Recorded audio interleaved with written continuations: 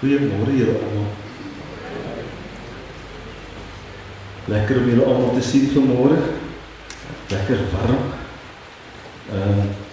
Ek wil net gou voordat ons begin, gou net vir die kinders sê, ons het nou die gewoonte, julle is nou gewoond op elke Sondag as ons nou begin klaar gesing die laaste lied, dan kom sit julle hier voor. Maar ek wil vanoggend hê julle moet dit nie doen nie. Net vanoggend. Die ander oggende kan julle dit weet doen. Daar's 'n rede daarvoor. So ek wil vir julle vra net bly sit. Julle kan so lank by julle ma's en pa's byskuif, miskien hier in die paadjie staan, maar moenie vorentoe kom nie. Daar's 'n rede daarvoor.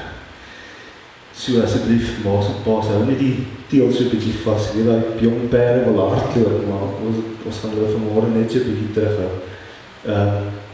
En dan verder aan julle almal baie welkom. Dit is lekker om julle te sien so almal na die vakansie.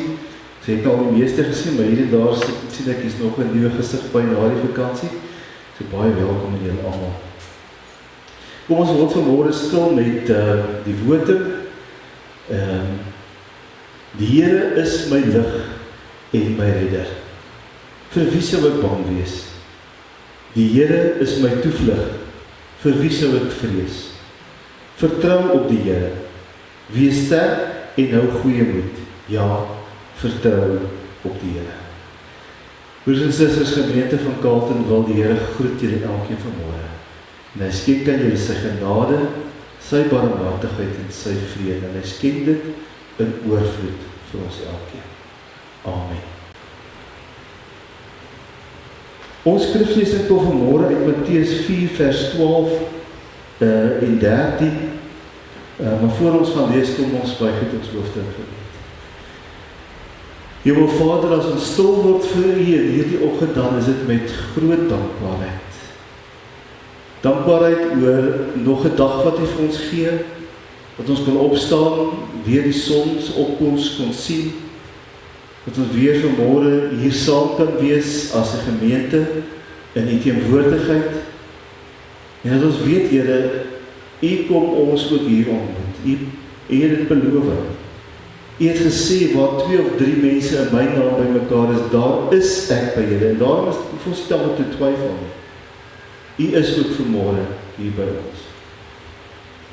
Soos wat ons weet, die son se lig in hierdie gebou inskyn, so weet ons ook U is hier by ons vanmôre. Baie dankie Here dat ons mekaar het as 'n gemeente. En dat ons ook kan hande uitsteek na mekaar toe. En dat ons kan weet, Here, U is ook by ons elke dag. Vader, my gebed is vir ons ook, wanneer ons so stil is en wanneer ons stil raak, dat U ook werklik by my en by ons elkeen net daar die stilte sal bring. Ons is elkeen so besig, en vanoggend alweer was daar kinders moet regkry en alles moet reggemaak word vir kerk en is haastig en ons moet in die kar klim dat ons by die kerk kan kom en hare moet gekam word ensovoorts. En teen die tyd wat 'n mens hier kom, is jy al skoonpak nat gesweet. Daarmee is dit goed dat ons net weer vir 'n oomblik stil word. En my gebed is Gees van God dat U ook sal kom en dit net weer stil en rustig in ons elkeen se binneste sal maak. U het ons harte reeds voorberei. U was reeds in hierdie week aan die werk en het elkeen wat hier is, het sy hart voorberei en gereed gemaak om die woord te ontvang. Daarom is my gebed, maak ons dan nou ontvanklik vir die woord. En ook vir my as prediker vanmôre, Here, wil U vir my ook lei in hierdie diens, sodat hierdie nie my woorde is nie, maar dat dit U is wat deur my ook tot ons elkeen sal spreek. Dit bid ek in Jesus naam. Amen. Skriflesing Matteus 4 vers 12 tot 23. Toe Jesus hoor dat Herodes vir Johannes in die tronk laat opsluit het hy na Galilea toe gegaan. Hy het nie in Nasaret gaan bly nie, maar hom gaan vestig in Kapernaum by die see in die gebied van Sebulon en Naftali. So moes vervul word wat deur die profeet Jesaja gesê is, jy, gebied van Sibilon en gebied van Naftali, aan die seekant en oorkant die Jordaan, Galilea, waar die heidene woon, die volk wat in duisternis woon, het 'n groot lig gesien. Hulle wat in die skemerland van die dood lewe, vir hulle het 'n lig opgegaan. Van toe af het Jesus begin preek en gesê, bekeer julle, want die koninkryk van die hemel het naby gekom. Eendag, toe Jesus langs die see van Galilea loop, sien hy twee broers, Simon, wat ook Petrus genoem word, en sy broer Andreas, en hulle was besig om 'n werknet in die see te gooi, want hulle was vissers van beroep. En hy sê toe vir hulle, kom hier, kom saam met my, en ek sal julle vissers van mense maak. En hulle het dadelik die nette gelos en hom gevolg. En toe hy daarvandaan verder gaan, sien hy twee ander broers, Jakobus, 'n seun van Zebedeus, en sy broer Johannes. En hulle was in 'n skuit saam met hulle pa besig om hulle nette reg te maak. En Jesus het hulle geroep, en hulle dadelik die skuit en hulle pa verlaat en vir Jesus gevolg. En hy het toe in die hele Galilea rondgegaan en die mense in hulle sinagoges geleer, die evangelie van die koninkryk verkondig en elke soort siekte en elke kwaal onder die volk gesond gemaak.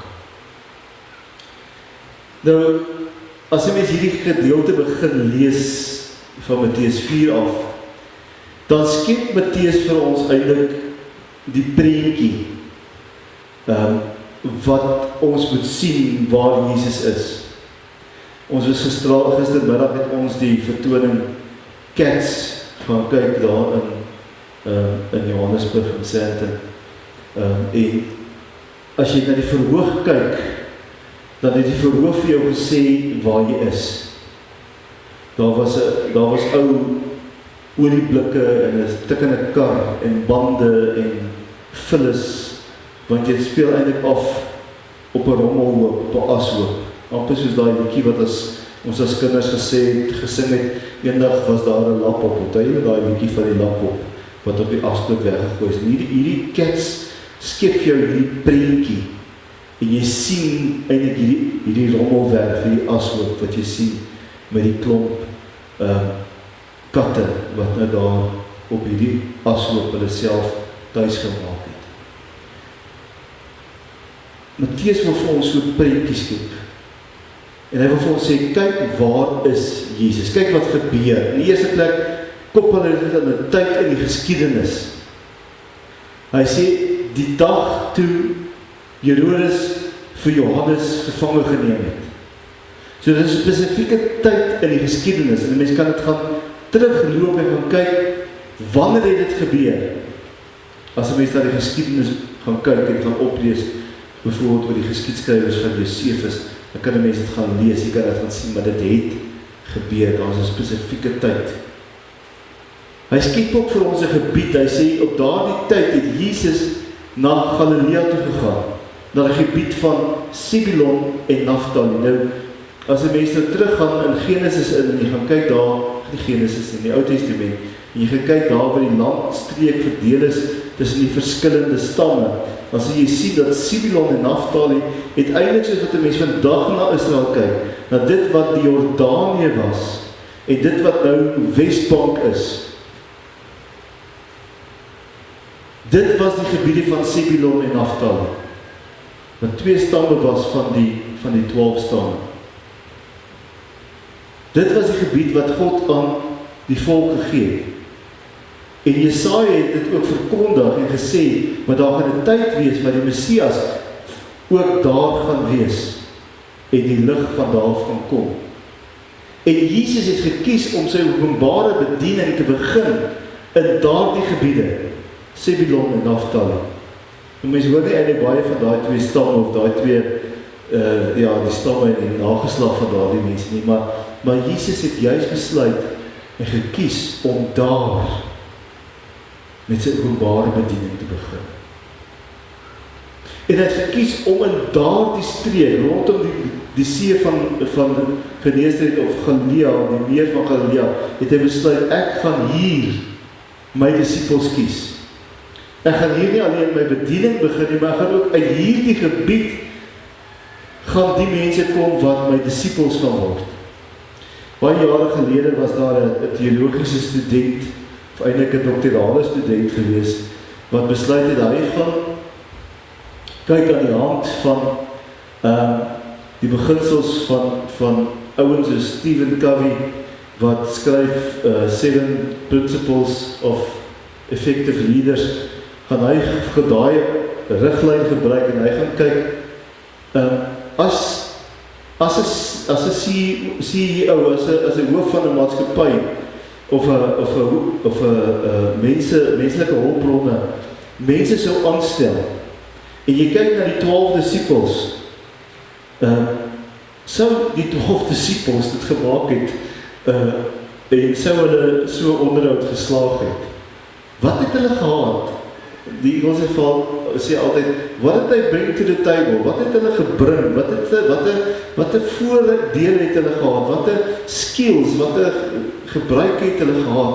Aanlegte het hulle gehad, wat hulle gebring het na die tafel toe. Die meeste van hulle was vissermanne. En dis wat hulle groot geword het. Dis hoe hulle geleer is. Ons lees hierso dat die eerste disippels wat Jesus hier geroep het, Simon, en dan later ook vir Jakobus en Johannes, en Andreas, hulle was vissermanne gewees. Hulle was daar besig om werknette in die see te gooi, hulle was besig om die boot, die nette reg te maak en gereed te kry vir visvang. Hulle het geweet wat om daar te doen. Maar Jesus kies 12 manne uit wat hy later voor gaan sê, gaan julle en julle gaan die fundament word, julle gaan die basis word, julle gaan die mense wees wat hierdie evangelie in die wêreld moet inbring. Hy het nie geleerde mense gaan kies nie. Jesus het nie advertensies geplaas in hulle plaaslike nuusblaaie, die Roman Times en wat ook al nie. Gesê, ek soek die volgende mense met die volgende persoonlike eienskappe en die volgende aanlegte wat hulle moet na die tafel te bring. Jesus het geloop, hy het hierdie mense nie geken nie in ons terme van, dis die eerste keer wat hy daar loop, en die eerste keer wat hy hulle sien, maar natuurlijk was hy God gewees, so hy het dieper gekyk as die uiterlike. Maar hy loop en hy kom voorbij hulle het Jesus nog nooit van tevore regtig gesien of geken nie, en hy sê vir hulle, volg my, en ek sal julle vissers van mense maak. Nou kom ons wees vir mekaar eerlik vandag met mekaar. As iemand nou vandag vir jou sou sê, voorbij jou sou loop, en dit vir jou sou sê, wie van julle sou gegaan het? Jy gegaan nou? Ons sal nie. Ons sal eers vir die ouwe sê, wat is salarispakket bied jy aan? Wat se byvoordele is daar? Is daar medies ingesluit? Is daar 'n pensioenfonds? Hoeveel ure werk ek per week? Dis die terme waarom ons dink. Nie die 12 disippels nie. Goed, hulle leef in 'n ander wêreld geleef nie. Daar was nog nie sulke goeders gewees nie, daar was nie vakbonde nie. Kom ons stel ons vir myself van net binne in ons eie skoene vir 'n oomblik, want ons moet dit vir onsself ook van toepassing maak. Maar as Jesus roep, antwoord hulle. Sonder twyfel te trek, sonder om te vra wie is jy? Sonder om te vra wat is jou, wys my jou credentials, wie en wat is jy? Hulle los alles net daar en hulle volg Jesus. Eers Simon en Andreas en later ook Jakobus en Johannes. Hulle is nog besig om hulle pa te help. Ek ken 'n paar pa's as hulle nou saam met hulle seuns op gewerk het en daai seun het net sy goed gevat en geloop en so daar pa dat hulle maar 'n bietjie nou nie die mooiste taal gebruik het daar waarskynlik nie, en so 'n bietjie kwaad gewees het. Ons sê nou 'n bietjie kwaad, maar toe kom eintlik het ons het so, een van ons, Leon het 'n maat gehad, en hy was so 'n kalme seentjie gewees, en eendag het hy Leon so 'n bietjie onder ons gehad, en hy kyk vir Leon, en hy sê vir Leon, hy sê vir hom, Leon, jy maak my nou so 'n bietjie kwaad, hoor. So, as ek dit nou so sê, dan sê ek dit nou in daai terme van, dit sal nie lekker gewees het nie. Paas, julle wat jy sit, as jy nou saam met jou seun gewerk het, en jou seun sê vir jou net eendag, voel my net so, nie is 'n gesprek nie, hier kom 'n vreemde man verby, hy roep hulle, in zoeps dag het hulle weg, en hulle los jou met die nette, en die boot, en al die goeders. Hoe sê jy gevoel het as 'n pa? Ons as mense het baie keer ons leef in hierdie wêreld waar ons eers 'n klomp dinge vir onsself in plek moet sit. Soos ek nou gesê het. In vandag se terme sou ons sê, wat is salaris? Wat is die werksure? Wat is die pakket? Wat is die byvoordele? Wat is daar pensioenfonds? Is daar mediese fonds? Is alles ingesluit? Want dis in die terme waaroor ons dink. Maar as Jesus ons kom roep, dan vra hy nie vir ons daardie dinge. Hy vra net van ons om te glo en om te volg. Hy vra van ons om dit waarmee ons besig is te los. Selfs al is ek besig om saam met my pa, die familiebesigheid, wat 'n vissery was, visbedryf was, te los en te laat staan, dan sê die Here vir my, los dit. Volg my.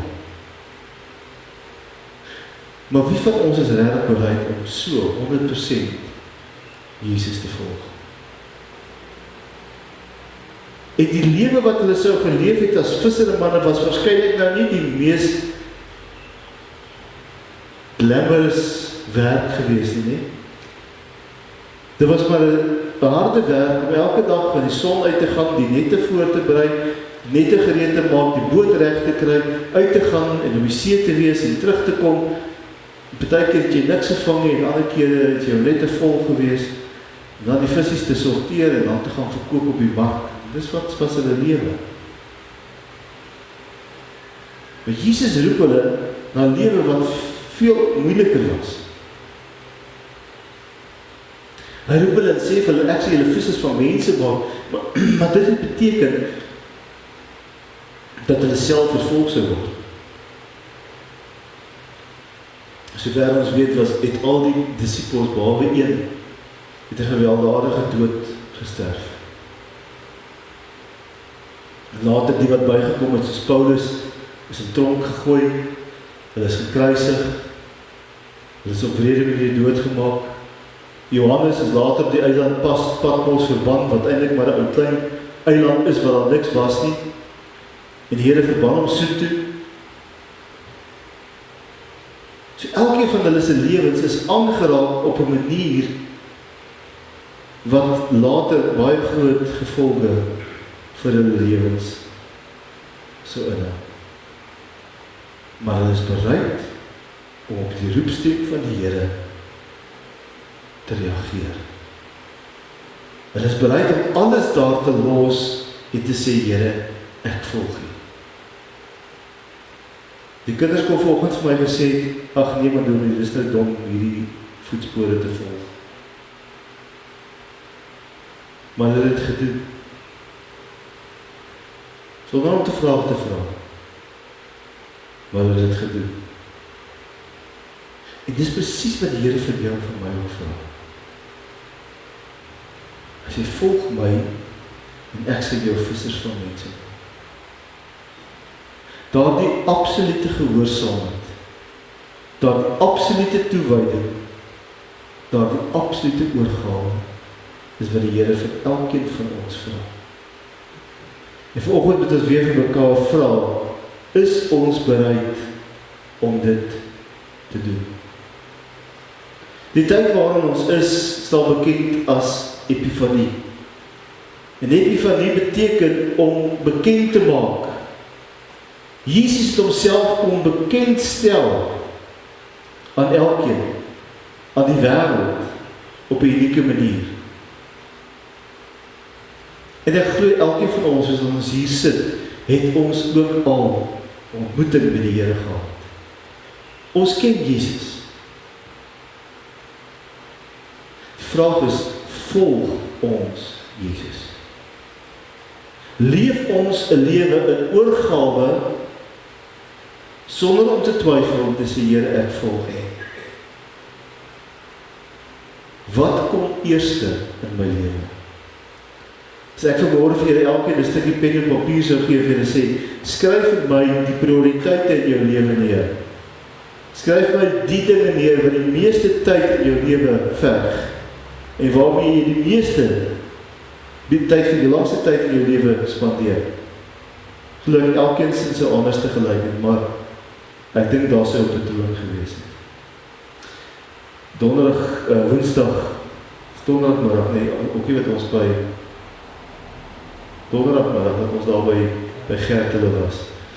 Toe kom sit Sienkie daar langs my met sy boekie en ek maak toevallig by die boek by Daniel oop en hy sê, maar ek het vir hom lees en ek lees toe vir hom die verhaal van Daniel en ja, weet is maar hoe kinders antwoord en ek sê, vra vir hom, hoeveel keer bid jy per dag? Hy sê, nee, hulle bid 9 keer. Ek dink ek kan dalk bid hulle elke keer in elke klas, maar, of wat ook al, maar hy sê, nee, hy bid 9 keer.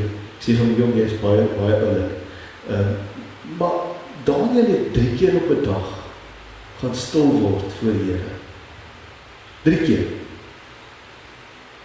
Ek weet nie hoe lank hy stil geword het, maar ek dink hy moes aansienlike tyd gewees het, want hy het na sy huis toe gegaan, na sy binnekamer toe, self toegemaak, en hy het met die Here stil geword. Hoeveel tyd spandeer ek en jy in die Here?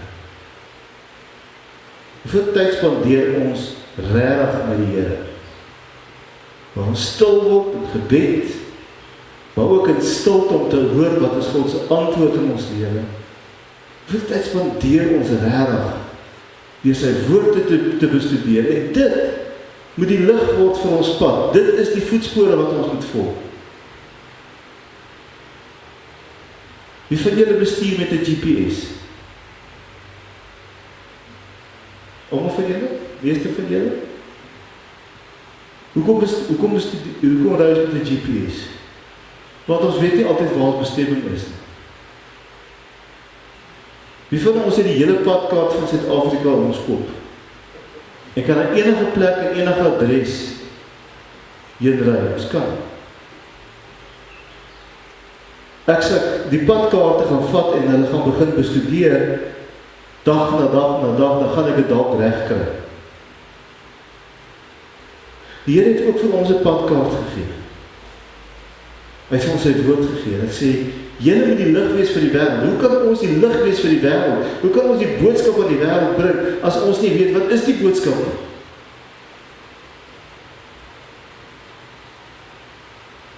So as ek nie die Bybel lees, as ek nie met God tyd deurbring nie, hoe kan ek vir ander mense vertel van die Here? Maar hierdie 12 manne gekies, en hulle gereed gemaak in 3 jaar se tyd, en vir hulle sê, gaan uit. Gaan verkondig die evangelie. Begin in Jerusalem, en in Judea, en in Samaria, en dan tot in die uithoeke van die wêreld. Na die 12, meeste van hulle ongeletterd, vissermanne en ander werksmanne, gewone mense soos ek en jy, spandeer 3 jaar saam met Jesus en gaan verower die wêreld vir die Here.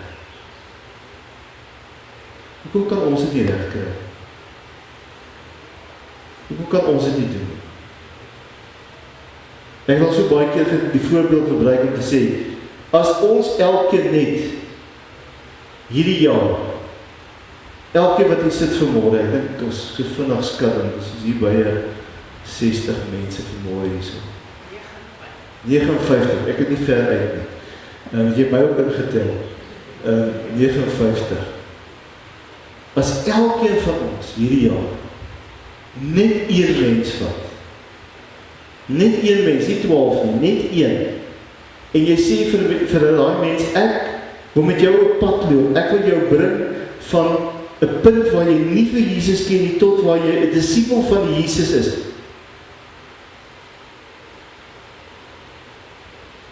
Sit ons in hierdie jaar met dubbel hoeveelheid mense in hierdie kerk. En as elkeen weer die volgende jaar sê ek gaan presies dieselfde doen, sit ons die jaar weer met 'n dubbel van daai getal. Sit ons hierdie gemeente vol in 2-3 jaar se tyd. As elkeen van ons bereid is om dit te doen. Nie baie nie. Ek vra nie vir julle om 10 of 12 of 20 mense tot bekering te bring nie. Die beginsel is een mens. Gaan vat een mens aan sy hand en sê vir hom, ek wil die liefde van die Here in jou lewe wil ek inbou. Ek wil jou so lief maak vir die Here dat jy bereid sal wees om 'n disipel en 'n diensknegt van die Here te wees. So. Sit ons hierdie kerk vol binne 5 jaar. Sal dit lekker wees. En dit is vir die Here van ons vertrouw. As jy net volg my. Maar het begin by my en die verhouding wat ek met die Here het. En as my verhouding met die Here reg is, dan sê die Here vir my, gaan, ek stuur jou uit. Word die lig vir die wêreld, wees die sout vir die aarde. Volg in my voetspore en leer ander om my voetspore te volg. Dis al. Ek sal jou visser van mense maak. Ek sal vir jou die toerusting gee. Ek sal vir jou leer wat om te doen, want ek stort my Heilige Gees in jou hande. Al wat die Here vra is vir elkeen van ons om net te sê, Here, hier is ek is gewillig. Ek is gewillig. Dis al wat die Here vra. Dit is nou nie soos in die weermag waar 'n korporaal gevra het vir die troepe, ek soek 3 volonteërs nie. Julle weet hoe dit gewerk in die weermag. Nee, sê ek soek 3 volonteërs, jy en jy, dan kom julle. Jy het nie regtig gevolonteer nie, maar dis nie die Here werk. Die Here sê vir ons, ek vra vir jou, ek roep jou.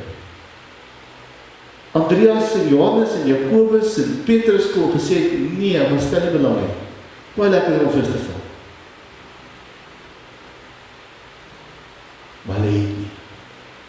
En as dit nie was vir hulle wat gevolg het nie, sou ek en jy vandag hier gesit het. As ons nie vandag volg nie, dan is daar nie volgende geslag wat in hierdie kerk gaan sit nie. Hier is die laaste linie. Elkeen van ons wat hier sit, het 'n verantwoordelikheid om dit te doen. Die Here sê vir ons elkeen vanmôre, volg my. Ek sal jou 'n visser van mense maak. Amen. Hemelse Vader, dankie dat ons die stem vanmôre kon hoor, die roepstem wat ons elkeen ook maar net weer op die naam kom roep. Ons het elkeen 'n verantwoordelikheid, elkeen 'n plek. Beteken nie dat ons almal moet predikante word of almal sendlinge moet word in die sin van ons los ons werk en ons gaan oor see en ons gaan na 'n vreemde plek toe, die Here, maar hier waar ons leef en werk, hier moet ons begin om te weet en te besef met ons kinders van die lewende Here is en moet ons begin leef om 'n verskil te maak in ander mense se lewens. Dis die roeping vir ons elkeen. Dis die opdrag wat U vir ons gee. En my gebed vanmôre vir ons as gemeente is, Here, is dat U sal kom en elkeen van ons net 'n hart sal gee wat bereid is om te sê, ek volg. Here, ek volg. Ek los alles agter en ek volg. Wat U ook al van my vra, ek sal dit doen. Dis al wat U vra. En daarom is my gebed vir ons as gemeente, Here, om dit ook weer eens raak te sien en te besef en te sê, hier is ons Here, ons volg, wys ons wat om te doen, leer ons wat om te doen, ook deur die Heilige Gees. Here, ek wil vanmôre besonder vir twee mense aan die opdra, ons dink aan Lina, wat terug is by die huis, maar nog baie moeg is na die lang tyd in die hospitaal, en dan dink ons ook aan Tannie Ellie, wat nog in die hospitaal is met bakteriële infeksies. Ons wil bid dat u ook vir haar, daar sal in die hand vashou. Ons dink ook aan, soveel ander, ons dink aan Tannie Leni op die plaas, ons dink aan oom Stompie en Tannie Louise, wat ook verlede week in 'n motorongeluk was, en Tannie Louise se ribbe gebreek, ander lyfbeserings wat hulle gekry het, Here, maar ons dankie dat jy hulle bewaar het en dat jy hulle veilig gehou het in daardie ongeluk. Maar Here, ons vra dat u ook vir hulle sal sterk maak in die tyd wat voor lê, en dat u ook hulle weer elkeen op die been sal bring. Vader, ons dra ons gemeente aan u op, ons werk saam mee as gemeente, die werk met ons kinders en jong mense, dat dit ook elke dag ook die vrug sal bring, en dat hierdie kinders sal opgroei in die wete dat Jesus ons liefhet, dat hy vir ons gesterf het aan die kruis. Gebruik ons elkeen, Here, sodat ons kan doen wat ons moet doen elke dag, en ook vir die koninkryk sal leef, die ligdraer sal word, die boodskap sal uitdra. Dit bid ek in Jesus naam. Amen.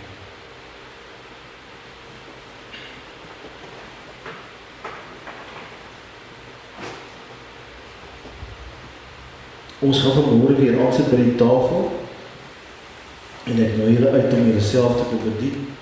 Nou as julle nou daai foto kyk op daai prentjie, toe ons daar in Engeland was, het ons ook nagmaal gebruik eendag, en daai chippie wat daarby is, daai koekie wat daarby is nog baie groot teenoor die wat ons gehad het daar in Engeland. So dis 'n klein enetjie, maar dit was nog kleiner gewees in Engeland. Maar ek nooi julle almal uit om vanmôre saam met ons te kom aansit by die tafel van die Here, en dat ons onsself bedien, die ligter kelkies, daai die binnekring, hierin is net die ligter kelkies, dis die druiwesap, en die donker ene is die nagmaaltyd.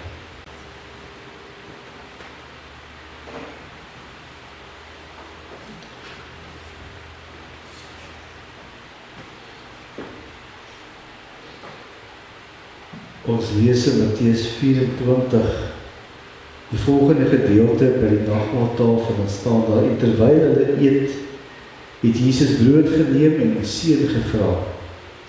En daarna het hy dit gebreek en vir sy disippels gegee met die woorde, neem, eet, dit is my liggaam. En toe neem hy die beker, en nadat hy die dankgebed uitgespreek het hy gesê, drink almal daaruit, want dit is my bloed. Die bloed waardeur die verbond beseël word, en wat vir baie vergiet word, tot vergewing van sondes. Ek sê vir julle, van nou af sal ek nie weer van hierdie wyn drink, tot op die dag wanneer ek saam met julle nuwe wyn in die koninkryk van die Vader sal drink. Dit is die verhaal oor die instelling van die nagmaal. In Matteus word hy nie baie uitgebrei nie, maar word nie baie gesê, soos in Johannes, wat 'n langer meer inligting vir ons gee. Kort verhaal. Wat hy net sê, die Here het die brood geneem, die Vader gedank, het gebreek, en gesê, neem, eet, dit is my liggaam.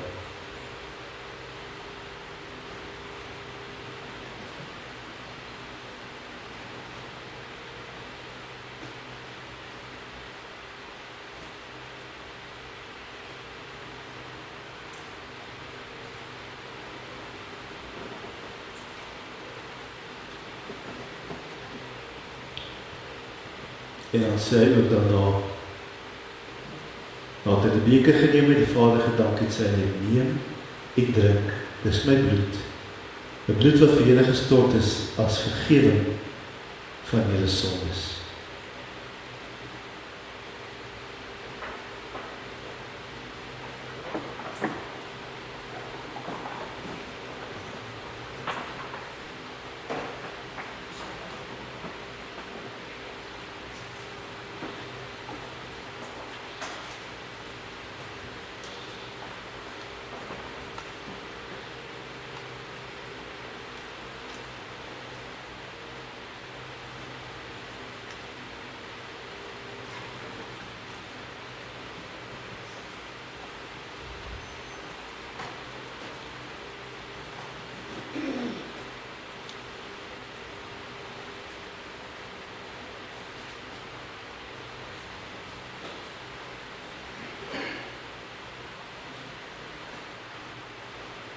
Dankie, Martha.